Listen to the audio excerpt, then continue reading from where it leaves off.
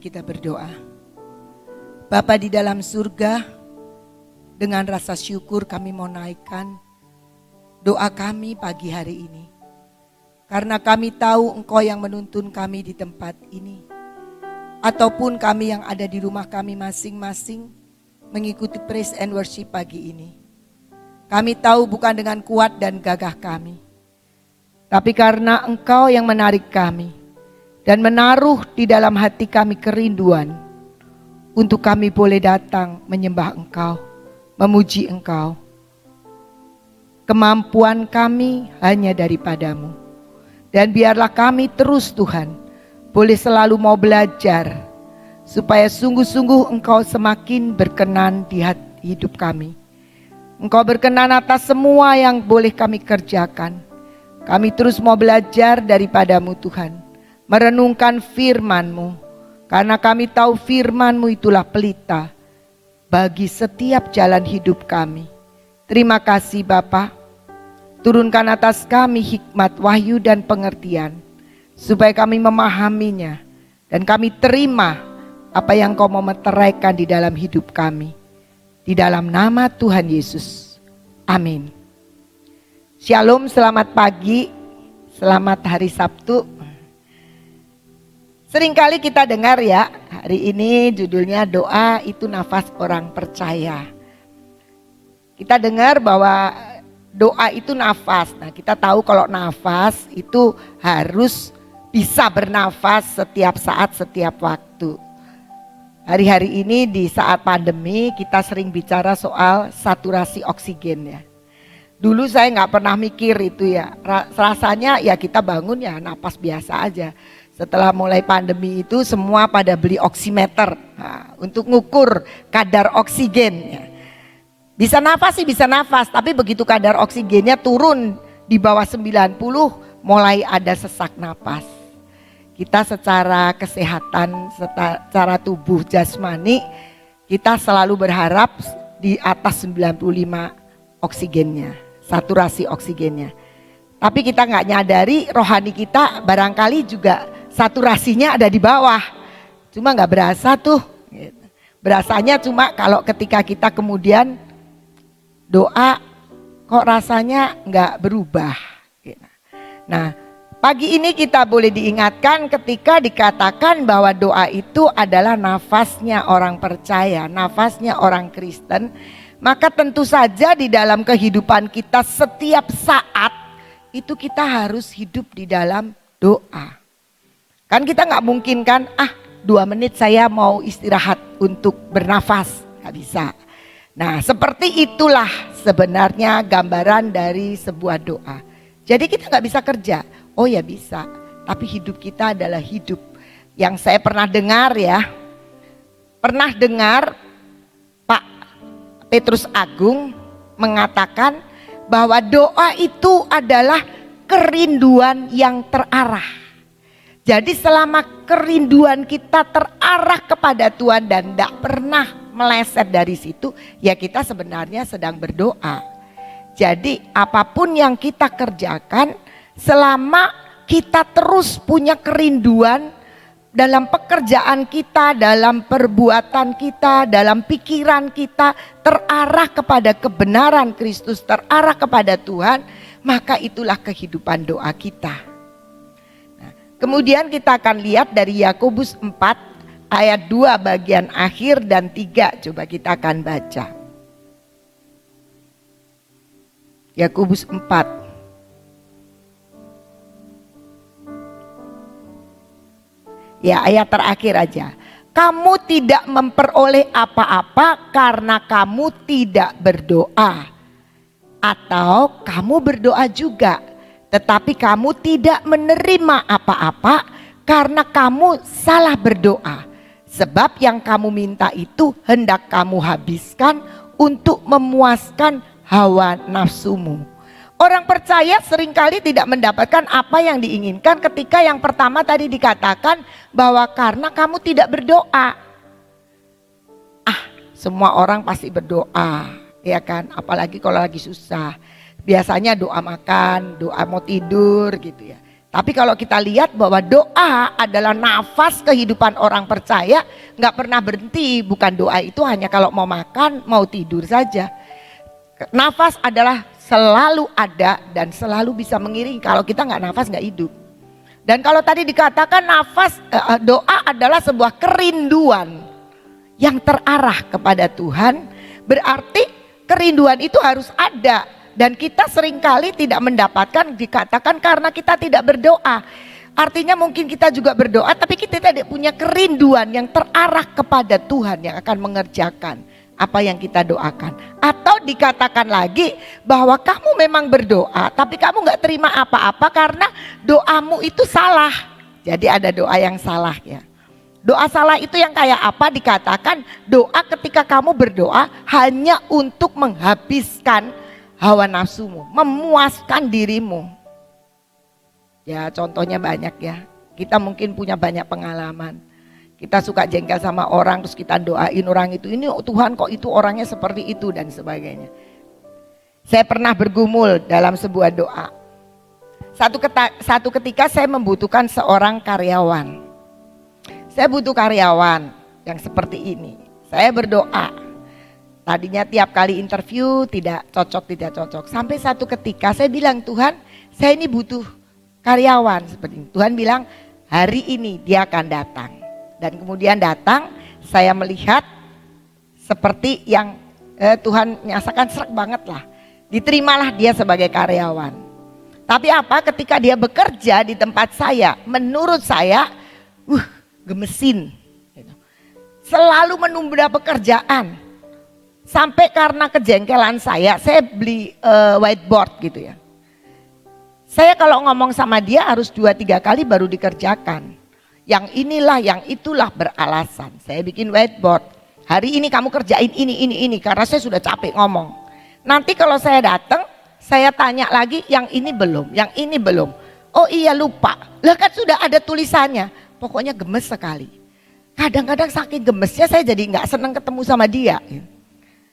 Lama-lama suami saya bilang begini, kok aneh, yang takut sama kamu harusnya karyawannya, ini kok kamu yang gak suka ketemu. Jadi saya kalau pulang dari pergi langsung masuk ke dalam, gak kepengen ketemu sama dia, kan aneh. Harusnya dia yang takut sama Ina katanya gitu kan, karena gak kepengen. Saya doain terus, Tuhan ini kok saya gemes sekali, mau diberhentikan takut. Karena hasil karyawan itu karena hasil sebuah doa.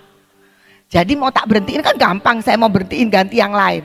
Tapi rasanya hatinya kok gak enak ya.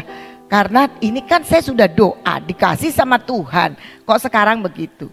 Nah di dalam pergumulan doa, biasanya kalau sudah gemes kayak gitu doanya seperti apa? Menurut saya itulah seperti memuaskan hawa nafsu. Tuhan itu tuh mau diomongin, Tuhan itu begini, wah pegawai saya gini-gini, biar dia nggak betah di sini, dia yang mengundurkan diri, jadikan saya nggak salah. Pokoknya segala macam. Tapi dia betah-betah aja tuh. Mungkin yang kenal sama saya tahu ya, saya tuh kalau ngomong kan keras. Saya bukan orang yang kalem, ngomong pelan gitu enggak. Mungkin sekarang begitu ya. Enggak tahu tambah tua atau tambah karena lebih baik di depan Tuhan. Tapi dulu ini kan masih muda. Kalau ngomong plak gitu aja. Tapi kok dia betah. Tambah saya doa, tambah jengkelin. Tambah saya gemes pengen dia berhenti, wah tambah nyengit gitulah. Nah, kenapa? Akhirnya Tuhan tuh bilang, doa itu kerinduan yang terarah kepada Tuhan. Artinya kita punya kerinduan yang sepakat dengan Tuhan. Karena memuaskan hawa nafsu. Dikatakan di sini, mari kita baca 1 Yohanes 5 ayat 14. Dan inilah keberanian percaya kita kepadanya, yaitu bahwa ia mengabulkan doa kita jikalau kita meminta sesuatu kepadanya menurut kehendaknya. Di sini Tuhan itu akan mengabulkan doa kita jikalau kita meminta sesuatu kepadanya menurut kehendaknya.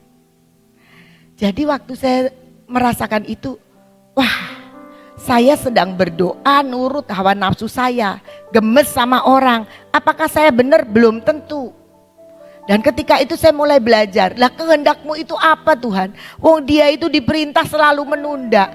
Kalau saya perintahkan 3 paling dikerjain cepet itu cuma 1. Nunggu saya itu ngomong 2-3 kali. Apa yang tidak menurut kehendak Tuhan? Dari sebuah pergumulan-pergumulan kemudian saya membaca Amsal 15 ayat 29. Dalam Amsal 15 ayat 29 dikatakan, Tuhan itu jauh daripada orang fasik, tetapi doa orang benar didengarnya. Ya berarti saya yang gak benar nih. Karena Alkitab mengatakan doa orang benar didengarnya. Jadi saya mulai belajar memahami. Sebenarnya ini karyawan saya ini kudu diapain sih? Saya mau belajar untuk memahami dia. Saya mau belajar untuk mengerti orang lain. Saya mau belajar untuk gimana sih caranya supaya dia itu bisa berubah. Dan tanpa saya menyadari ya, ketika saya mulai melakukan itu semua, ya nggak langsung pinter, nggak langsung bener, tapi belajar, kenapa ya ini tuh orang begini. Tiba-tiba dia berubah dengan sendirinya. Tiba-tiba saya menemukan seorang yang kok ternyata pinter ya, kok ternyata rajin ya, kok ternyata begini ya. Kok ternyata sama seperti yang saya mau ya. Jadi di situ saya mengerti.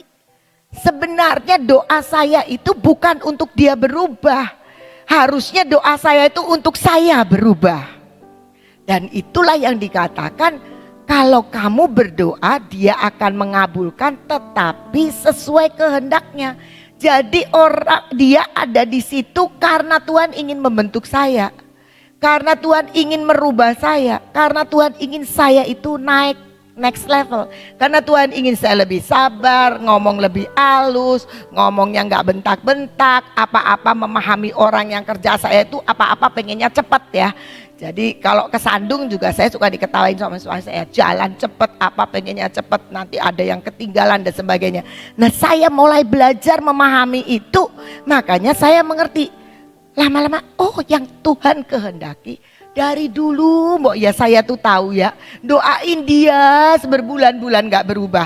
Tapi ketika saya berubah, dia berubah. Nah itu salah satu contoh dan pengalaman saya, bagaimana kita berdoa seturut dengan kehendaknya. Ada orang gak dapat apa-apa karena tidak berdoa. Tapi ada orang berdoa juga gak dapat karena salah berdoa. Salah berdoa karena menghabiskan untuk memuaskan keinginan kita. Tapi kita mulai belajar saat ini. Karena doa orang benar itu didengar Tuhan. Jadi ketika kita ada di dalam posisi yang benar, maka Tuhan itu pasti mendengar. Nah gimana kita bisa tahu? Gimana kita bisa tahu posisi kita itu benar? Ya itulah pentingnya kita mendengar firman, kita bersekutu, kita bergaul dengan Tuhan. Maka kita akan tahu kehendak Tuhan. Semakin kita bergaul, tadi di dalam deklarasi kan punya kemampuan untuk kita bergaul intim dengan Tuhan. Maksudnya apa? Supaya kita ngerti hatinya Tuhan. Seorang suami istri awal pacaran ya ngertilah, menurut saya baru 50% barangkali kenal. Coba nanti kalau sudah menikah, oh masih berbeda pendapat, belum ngerti juga. Sampai terus belajar untuk mengerti, memahami, bergaul, dan lama-lama mungkin ngelihat wajahnya aja kita tahu apa yang dia mau katakan. Lagi jengkel, lagi marah, lagi kesel, lagi susah, lagi banyak pikiran, kita udah ngerti. Nah dengan Tuhan seperti itu, ketika kita bergaul, kita akan semakin mengenali Tuhan. Bergaul dengan firman-Nya, bergaul di dalam persekutuan, memperhatikan setiap firman yang disampaikan oleh hamba-hamba Tuhan. Dan terus kita merenungkan, maka kita tahu bagaimana yang Tuhan inginkan di dalam hidup kita. Yakobus 5 ayat 16, bagian akhir dan 17, semua pasti sudah hafal. Dikatakan begini, doa orang yang benar bila dengan yakin didoakan sangat besar kuasanya. Elia adalah manusia biasa sama seperti kita dan ia telah bersungguh-sungguh berdoa supaya hujan jangan turun dan hujan pun tidak turun di bumi selama 3 tahun dan 6 bulan. Nah, kita dikatakan doa orang benar, seperti tadi saya sudah katakan bahwa orang benar selalu didengar doanya. Doa orang benar sangat besar kuasanya. Nah, doa orang benar, kita ini sudah tahu cari apa yang benar di depan Tuhan. Terus dikatakan bersungguh-sungguh berdoa. Jangan doa itu cuma sekedar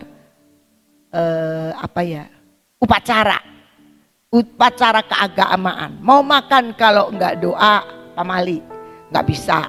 Nanti kita keselak. Nah, itu hanya melakukan sebuah upacara. Tapi dikatakan sungguh-sungguh berdoa. Mungkin hari Senin yang lalu saya cerita tentang tongkat, di mana saya dapatkan tongkat Elia. Ketika bersungguh-sungguh doa supaya hujan tidak turun, bener hujannya nggak turun. Hujannya nggak reda. Reda. Waktu itu hujan, jadi kebalikan sama Elia. Kalau Elia jangan hujan turun. Kalau waktu itu ketika saya disadarkan, hujannya reda karena lagi hujan gede, mau arak-arakan. Mungkin kalau yang ikut waktu hari Senin. Nah, kita tahu bahwa kalau sungguh-sungguh doa, maka besar kuasanya. Kita orang yang sudah dibenarkan oleh Tuhan lewat firman, lewat iman kita, percaya sungguh-sungguh, dan kemudian kita yakin dan sungguh-sungguh berdoa, maka sangat besar kuasanya. Nah, apa yang Tuhan ingin ajarkan kepada kita? Mari kita lihat di Markus 11 ayat 24. Karena itu aku berkata kepadamu, apa saja yang kamu minta dan doakan, percayalah bahwa kamu telah menerimanya, maka hal itu akan diberikan kepadamu. Jadi kita lihat di sini apa saja yang kamu minta dan doakan, apa saja. Tapi ingat, tadi kita hidup dalam kebenaran, menjadi orang benar dan menyampaikan doa sesuai dengan kehendak Allah, maka dikatakan percaya. Nah, tambah lagi ya, sudah sesuai dengan doa, tapi kita nggak percaya, nggak bisa. Percaya kamu sudah menerimanya. Lo wong belum terima kok baru doa. Tapi Alkitab mengatakan kamu harus percaya kamu sudah terima, maka hal itu akan diberikan kepadamu. Artinya apa? Artinya ketika kita berdoa sebagai orang yang sudah dibenarkan, sudah beberes sama Tuhan, kemudian kita mengerti itu pasti Tuhan mau, maka kita perlu satu lagi, yaitu percaya kita sudah terima. Jadi Tuhan sedang membuat supaya kita memimpikan yang kita doakan, mengimajinasikan yang kita doakan, itu sudah terjadi. Tuhan inginkan pikiran kita dipenuhi rasa kita sudah terima. Karena kalau kita punya imajinasi seperti itu, pasti kita mudah untuk bersyukur. Wah, sudah punya, sudah dapat. Saudara sakit, saudara bergumul, saudara minta kesehatan, tapi saudara terus berimajinasi, saya sudah sehat, saya sudah bisa berjalan, saya sudah disembuhkan. Tuhan bilang, maka hal itu akan diberikan kepadamu. Jadi Tuhan tuh ngajarin kita itu ngelamun, tapi ngelamun yang benar. Banyak kan orang kok ngelamun jengkel sama orang, gini gemes-gemes. Isi pikiran kita tidak dipikir oleh apa yang kita doakan, tapi kita dipikir dengan apa yang sebenarnya kita lihat. Seringkali itu, sehingga kita tidak jadi percaya. Mau percaya dengan firman percaya, tapi terus ngelihat fakta. Nah, Tuhan bilang kalau ngelihat fakta kamu jadi ragu. Tapi Tuhan bilang ketika kamu berdoa, percayalah kamu sudah terima. Nah, kalau sudah terima langsung bayangannya beda kan. Nah, ketika bayangannya beda, Tuhan bilang maka hal itu diberikan. Kenapa? Karena kalau kita bisa mengimajinasikan kita sudah terima, iman kita akan naik terus. Sampai iman itu cukup untuk kita terima dan dipercayai dengan apa yang kita doakan. Kalau kita lihat di 1 Yohanes 5 tadi, tapi ayatnya yang ke-15. Di sini juga dikatakan yang sama. Dan jikalau kita tahu bahwa Dia mengabulkan apa saja yang kita minta, maka kita juga tahu bahwa kita telah memperoleh segala sesuatu yang telah kita minta kepadanya. Walaupun faktanya ini belum ada di tangan, tapi ketika doa kita naik ke surga di depan tahta Allah, itu di surga sudah dibuat. Percayalah di surga sudah disediakan, tinggal terrealisasi. Direalisasikannya adalah ketika kita percaya. Maka saat ini kita, apa saja yang kita minta, mari kita belajar bahwa kita sudah memperolehnya. Maka itu yang Tuhan akan nyatakan dalam hidup kita. Sehingga tidak kan ada ayat mengatakan, tapi kalau waktu aku datang adakah iman aku jumpai di bumi? Seringkali kita berdoa. Aduh Tuhan, begitu itu belum terrealisasi, iman kita sudah hilang. Jadi ketika Tuhan mau datang sudah gak ada iman. Iman adalah pijakan dari setiap apa yang Tuhan ingin berikan. Ketika dia dapati kita sudah tidak beriman, ya gak tahu, dikasihkan ke tetangga barangkali doa-doa kita. Ya. Nah, ada juga doa yang mengatakan, Matius 6 ayat 6 dan 7. Matius 6 ayat 6 dan 7. Tetapi jika engkau berdoa, masuklah ke dalam kamarmu, tutuplah pintu dan berdoalah kepada Bapamu yang ada di tempat tersembunyi. Maka Bapamu yang melihat yang tersembunyi akan membalasnya kepadamu. Ayat 7. Lagi pula dalam doamu itu janganlah kamu bertele-tele seperti kebiasaan orang yang tidak mengenal Allah. Mereka menyangka bahwa karena banyaknya kata-kata doanya akan dikabulkan. Ada banyak orang yang bertanya begini, loh Bu, kalau doa gak boleh bertele-tele. Jadi kalau doa itu singkat-singkat aja. Ya boleh sih. Saya mungkin Bapak Ibu suka perhatikan, Pak Yusak kalau doa itu singkat loh. Singkat. Sudah selesai gitu doanya, singkat. Tapi ada orang yang banyak doanya, apa nggak boleh? Boleh juga. Ada orang memang bisa berdoa dengan lama, nggak masalah itu. Tapi yang memasalahkan adalah bertele-tele. Nah, apa itu bertele-tele? Anggapan orang adalah kalau bertele-tele itu nggak boleh doa 2 kali. Doanya sekali aja bertele-tele. Tapi dikatakan di sini, jangan kamu bertele-tele seperti kebiasaan orang yang tidak mengenal Allah. Artinya yang bertele-tele itu kalau kita doa tidak dengan iman, tidak dengan percaya, hanya lip service aja. Berdoanya tuh hanya sekedar melakukan upacara agamawi. Itu bertele-tele, kebiasaan orang yang tidak kenal Allah. Berdoa tanpa percaya, berdoa karena gak enak. Orang lain nyuruh kita doa, tapi kebiasaan orang yang tidak mengenal Allah itulah kebiasaan orang bertele-tele. Tapi kalau doa terus menerus enggak masalah. Coba setiap pagi kita selalu diajak setelah praise and worship kita dengerin firman, Ibu Nani akan memimpin doa untuk bangsa dan negara. Apakah itu bertele-tele? Tidak. Itu adalah gambaran sebuah ketekunan. Di dalam Roma 12 ayat 12. Bersukacitalah dalam pengharapan, sabarlah dalam kesesakan, dan bertekunlah dalam doa.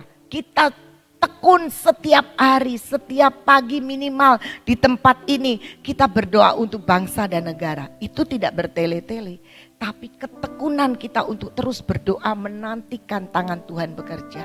Dan kita lihat dari ketekunan itu ada begitu banyak hal terjadi. Ketika Tuhan menuntun untuk mendoakan kota Sion ini, Tuhan buat perkara-perkara, terhindar, terluputkan, itu ketekunan. Jadi doa bertele-tele itu adalah doa yang keluar dari orang yang tidak percaya.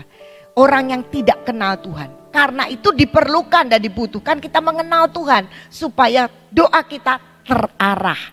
Seperti tadi dikatakan, doa adalah kerinduan yang terarah. Terarah kepada siapa? Sebagai orang percaya tentu saja terarah kepada Bapa di sorga, di dalam nama Tuhan Yesus dan pekerjaan Roh Kudus. Jadi kita tahu bahwa kita harus bertekun dalam doa, bukan bertele-tele. Kalau bertele-tele karena kita gak punya iman. Iya sih Tuhan, tolonglah aku. Karena kita gak pernah tahu Tuhan itu mendengar setiap doa orang benar. Nah, jadi kita belajar untuk mengerti. Doa itu membentuk hidup kita, disiplin, itu pengalaman saya. Membentuk hidup kita setia, membentuk hidup kita untuk mengenali Tuhan. Pengalaman dengan Tuhan yang luar biasa. Dan jangan pernah berhenti berdoa. Ketika Anda berhenti berdoa, percayalah saturasi oksigen doa Anda segera turun. Dan Anda akan sesak napas. Kita gak pernah sadar kalau kita udah lama gak doa bahwa kita sebenarnya kekristenan kita itu sedang sesak napas. Tapi kalau kita oksigen beneran ini yang dihirup ini sesak napas, kita udah repot, kita udah bingung sekali. Tapi sebenarnya kita gak sadar kalau saturasi doa kita itu sedang turun. Mari kita mulai peka bahwa kehidupan doa kita perlu sebuah ketekunan. Di dalam Mazmur 32 ayat 6 dikatakan demikian. Sebab itu hendaklah setiap orang saleh berdoa kepadamu selagi engkau dapat ditemui. Sesungguhnya pada waktu banjir besar terjadi, itu tidak melandanya. Doa itu sebuah perlindungan buat hidup kita.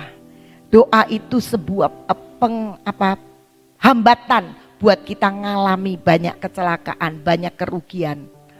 Karena ketika mungkin kita biasanya begini kan, kalau berasa nih, cuma berasa ya, berasa nggak ada masalah. Padahal sebenarnya setiap orang selalu punya persoalan, tapi berasa nggak ada masalah. Berasa nggak ada yang didoakan, teman-teman kita semua beres. Jadi berasa aja ya. Sebenarnya kalau kita mau doakan tuh selalu ada orang-orang yang membutuhkan doa kita. Kalau kita merasa hidup kita beres ya, kita masih punya banyak tetangga, banyak keluarga, banyak orang-orang, banyak negara dan semua dan bangsa-bangsa yang bisa kita doakan.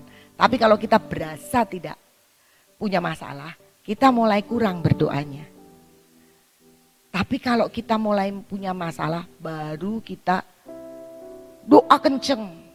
Nah, keburu banjir dulu.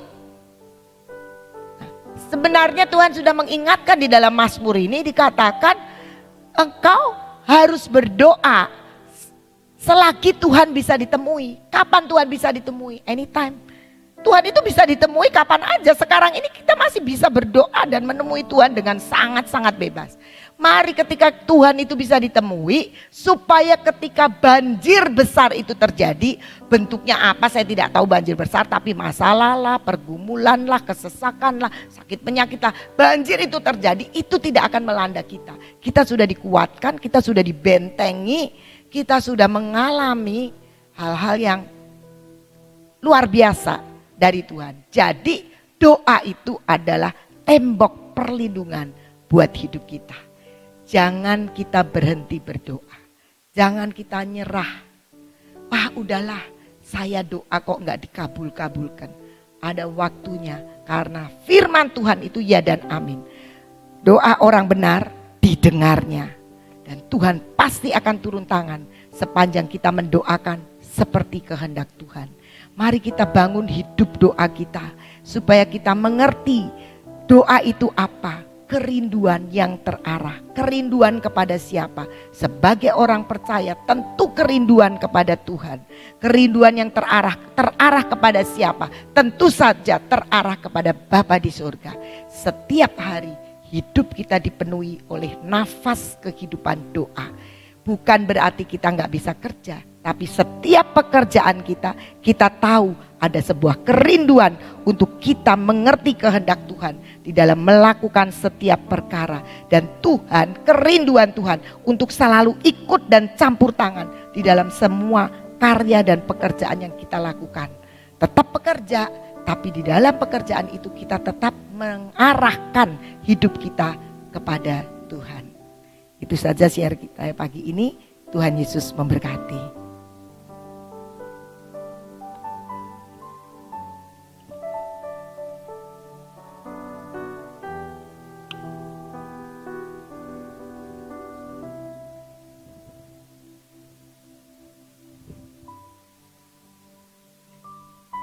Tadi Ibu Ina mengatakan doa itu nafas.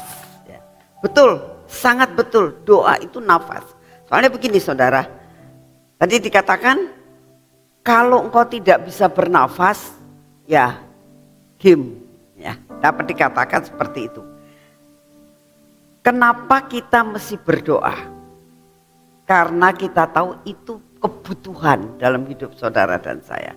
Seperti nafas itu kebutuhan. Siapa yang gak butuh udara? Gak ada. Semua butuh udara. Karena oksigen itu yang membuat kita bisa berkreasi apapun juga ya. Dan salah satu hal kita harus tahu, kenapa kita harus berdoa kepada Tuhan? Karena kita tahu ada jaminan. Kita kalau minta sesuatu kalau tidak dijamin, ya percuma toh. Kita itu harus minta doanya kepada orang yang memiliki segala-galanya. Kalau kamu minta sesuatu kepada orang yang gak bisa memberi, buat apa? Betul gak? Kita berdoa kepada Tuhan, kepada Yesus Kristus Tuhan. Karena apa? Karena kita tahu Dia pemilik langit dan bumi. Amin. Nah, ada jaminan saudara. Jaminan itu sangat penting sekali. Contoh ya. Saya baru berpikir tadi waktu Ibu Ina mulai menyampaikan firman Tuhan. Itu sama dengan jaminan itu seperti ini. Saudara itu mau pergi ke luar negeri misalnya. Nah, persyaratan daripada pergi ke luar negeri itu harus minta visa dan harus beli tiket. Betul nggak? Kalau kamu pengen ke luar negeri tapi tidak ada jaminannya, kamu harus punya visa dan harus punya paspor. Pertama kali apa ya kriterianya untuk pergi ke luar negeri? Harus bikin paspor. Ya. Yang kedua apa? Kalau negara itu butuh visa, kita harus minta visa. Ya. Yang ketiga apa? Harus punya tiket. Kamu punya paspor, kamu punya visa, gak punya tiket, tetap gak bisa jalan. Jadi ada kriteria yang harus dipenuhi. Nah, begitu juga doa. Tadi sudah diuraikan sama Ibu Ina. Ada kriterianya untuk berdoa yang dikabulkan Tuhan. Saya nggak perlu mengulang lagi. Tapi satu hal kita tahu.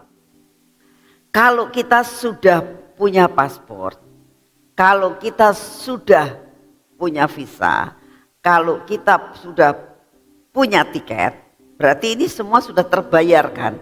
Persyaratannya untuk doa sudah terbayar. Nah, kamu sudah pergi belum? Belum. Belum kan? Kita belum pergi.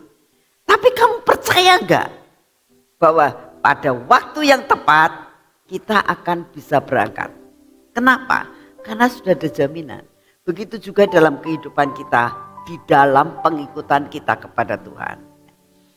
Kalau persyaratan tentang doa kita sudah genapkan, kita sudah menerima belum? Belum. Tapi percaya enggak? Sangat percaya. Bahwa semua persyaratan yang kita sudah penuhkan, kita tinggal tunggu waktunya. Tinggal tunggu waktunya. Tepat pada waktunya, percayalah pasti berangkat. Misalnya banyak masalah, ceritanya begini.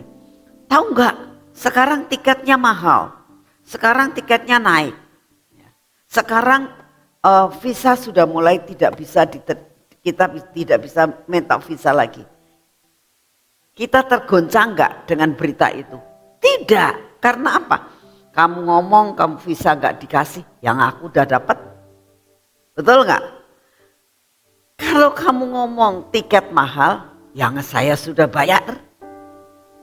Tidak mungkin kita punya tiket itu, lalu kamu mesti bayar lagi. Itu tidak mungkin. Sudah dibayar lunas, kita sudah terima, tinggal berangkatnya. Terima, tinggal berangkatnya, itu iman, saudara. Nah, di dalam kita doa kepada Tuhan, penuhi semua persyaratan yang tadi sudah disampaikan. Begitu kamu sudah dipenuhi semua persyaratan, tinggal tunggu.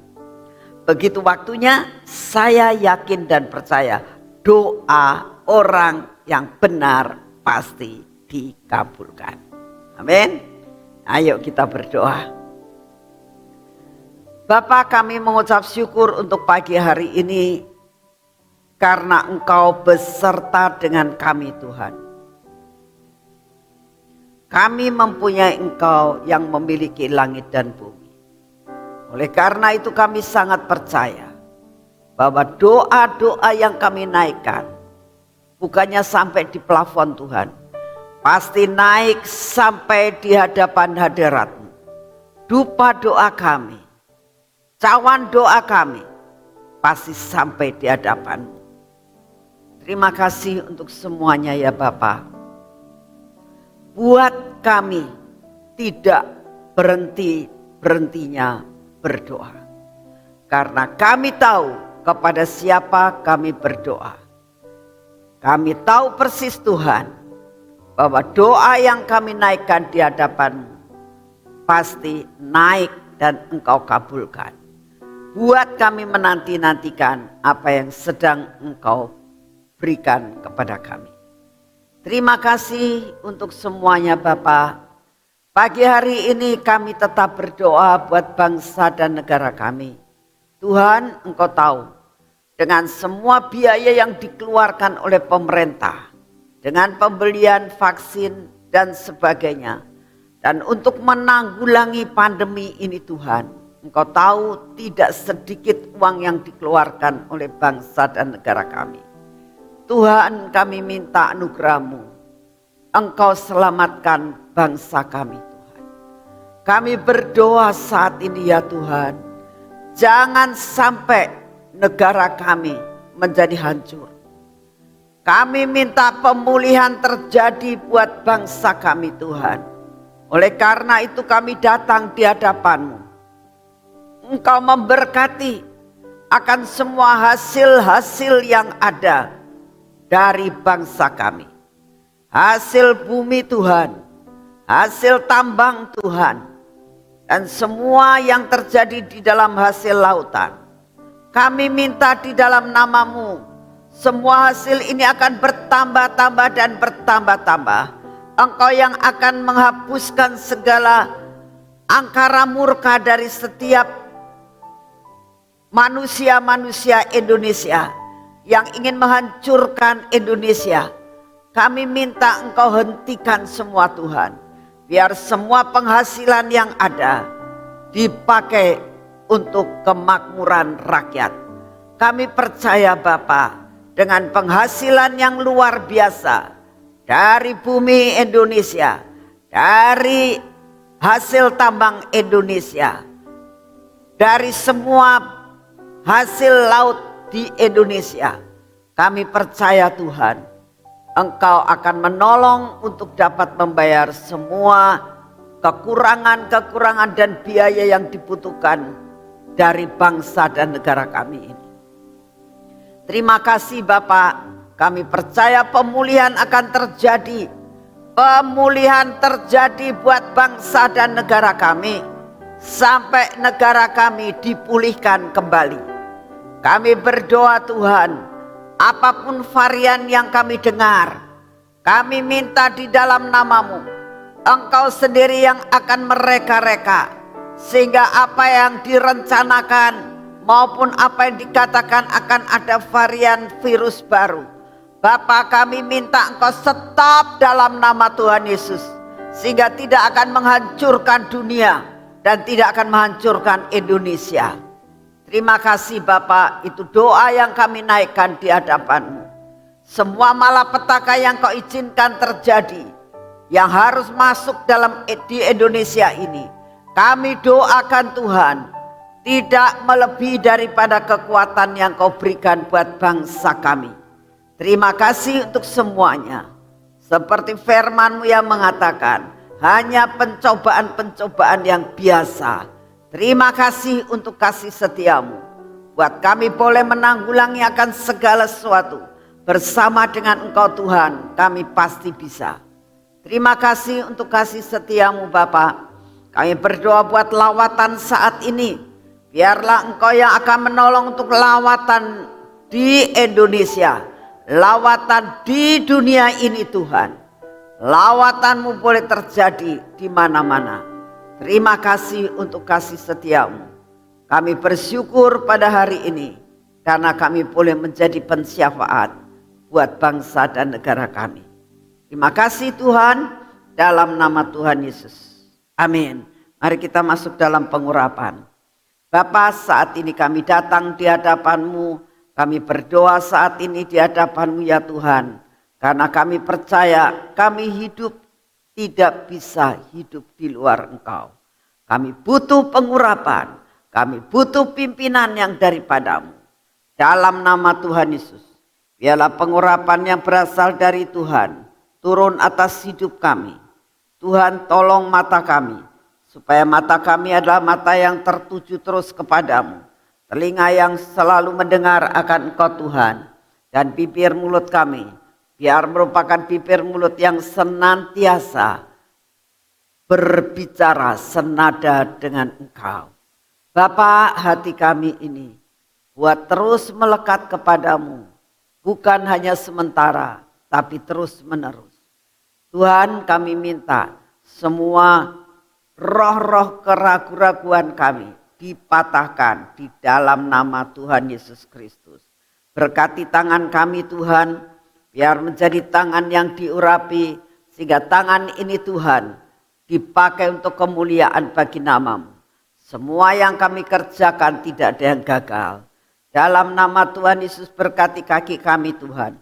Biar kaki kami adalah kaki yang senantiasa berjalan di dalam jalan yang sudah Engkau tentukan dalam hidup kami. Hari ini Tuhan adalah hari di mana kami mau berjalan bersama Engkau. Dan di dalam nama Tuhan Yesus, pegang tangan kami untuk masuk di dalam rencana-Mu. Terima kasih untuk kasih setiamu. Di dalam nama Tuhan Yesus. Amin. Selamat pagi saudara, Tuhan memberkati.